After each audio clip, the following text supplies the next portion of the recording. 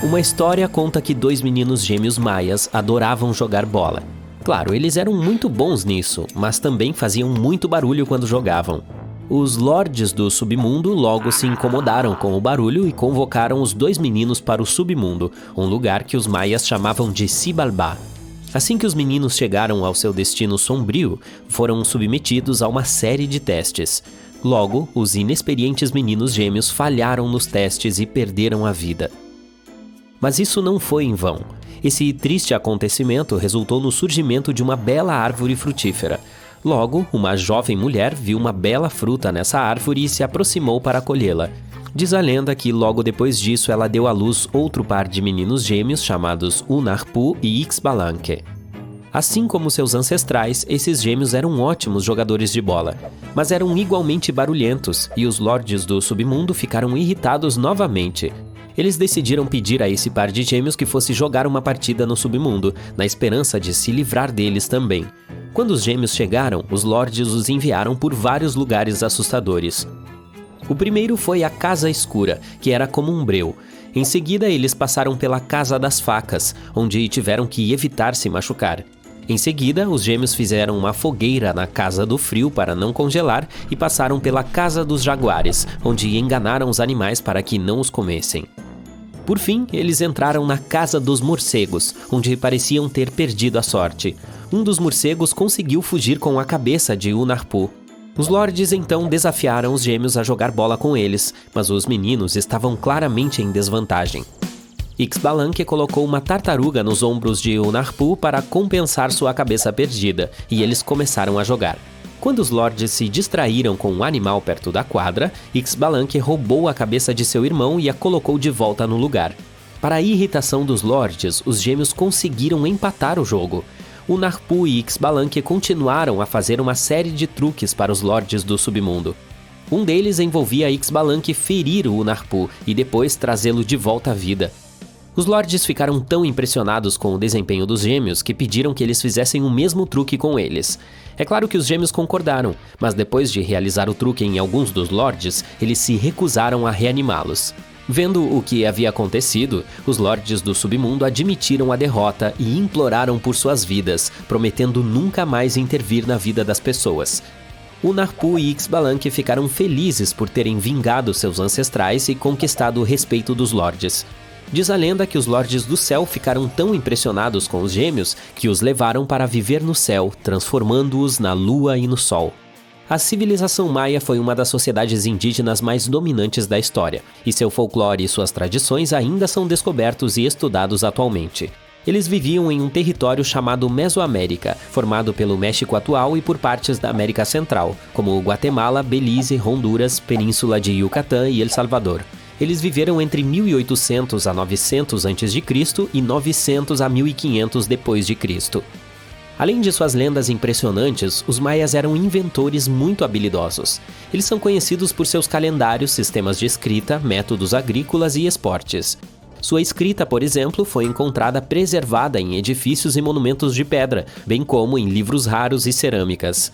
Trata-se de um sistema composto por mais de 800 hieróglifos em várias combinações. Dizia-se que cada um desses sinais representava uma sílaba. Seu sistema de escrita foi decifrado por acidente por Tatiana Proskuriakov, uma mulher americana que inicialmente estudou para ser arquiteta. Como não encontrou emprego em sua área, ela acabou se tornando pesquisadora dos maias, apesar de não ter formação acadêmica para tal. Ela foi a primeira a perceber que o glifo maia do sapo levantado significava nascimento e que o glifo da dor de dente significava a data em que o rei subia ao trono. Isso tornou mais fácil para os cientistas identificar as datas de nascimento e os nomes dos governantes de uma dinastia maia específica. Eles também inventaram o conceito de zero, que é visto como uma das maiores inovações da matemática, da física e da história da humanidade. É claro que, já naquela época, as pessoas entendiam a ideia de não ter nada, mas o conceito de zero como um número é uma invenção relativamente nova. Um fato interessante sobre os maias é que eles gostavam muito de chapéus. Quanto maior fosse o seu chapéu, mais importante você parecia. Não só era uma espécie de declaração de moda, mas também fazia com que parecessem mais altos, o que era muito importante para a estética deles. Os maias também criaram um dos calendários mais intrincados e complexos da história da humanidade. Foi o primeiro a usar o 0 como espaço reservado. Seu calendário terminava em 21 de dezembro de 2012, o que levou algumas pessoas a acreditarem que isso significava o fim do mundo. Obviamente, esse não era o caso. Aconteceu que a data coincidiu com o fim de um ciclo de anos maia. Mas por mais avançados que fossem em ciência e astronomia, eles cometeram alguns erros. Um deles era a crença de que o mundo era plano. Sua teoria era de que os 4 cantos do mundo eram vigiados pelos senhores irmãos que impediam que o céu caísse sobre suas terras. No entanto, é de se tirar o chapéu para seus cardápios, pois eles eram conhecidos consumidores de chocolate. Eles transformaram o consumo de chocolate em uma forma de arte. No entanto, a bebida que eles faziam com ele não era exatamente como o chocolate quente que apreciamos hoje. Sua receita incluía a mistura de cacau com água, mel, pimenta, fubá e outros ingredientes para fazer uma bebida espumosa e picante. O ritual de beber cacau era uma parte crucial de suas celebrações. Ainda não terminamos de descobrir todas as partes incríveis de sua arquitetura e civilização. Há apenas alguns anos, uma pirâmide maia foi encontrada em Toniná, no estado mexicano de Chiapas. Estima-se que ela tenha mais de 1000 anos. A razão pela qual ela escapou dos arqueólogos por tanto tempo foi o fato de estar escondida sob o que se acreditava ser uma colina natural. As ruínas de 2 cidades maias foram descobertas recentemente no estado de Campeche. Por que não as encontramos até agora? Bem, elas estavam ocultas por uma vegetação muito densa, o que dificultou o acesso dos arqueólogos. Os maias não desapareceram simplesmente. Seus descendentes ainda estão por aí hoje, muitos deles optando por viver em suas terras ancestrais. Você pode encontrá-los na Guatemala, por exemplo, onde o povo maia constitui a maioria da população. Em geral, o grupo étnico maia contém pessoas que falam diferentes idiomas maias, como o Yucatec, Quiche, Quechua ou Mopan. Eles não tinham ideia do que era um dia de spa, mas os maias realmente gostavam de suar de vez em quando. Foram descobertas tendas de suor ao redor de antigos locais maias. Elas eram construídas de pedra ou adobe. Essas tendas eram uma parte essencial de seus rituais de limpeza e saúde. Uma das mais antigas tendas de suor foi encontrada em Cuello, no norte de Belize, e parece datar de 3.000 anos atrás. Uma das partes mais importantes da cultura maia era um jogo de bola que eles chamavam de pits. Ele tinha um significado tanto político quanto espiritual. Podemos ver quadras em partes importantes dos sítios arqueológicos maias.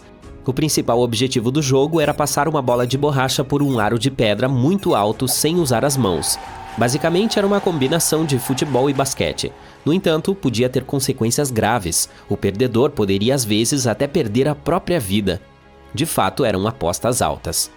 Por causa desse jogo e da necessidade de bolas saltitantes, o povo maia foi uma das primeiras culturas a usar a borracha.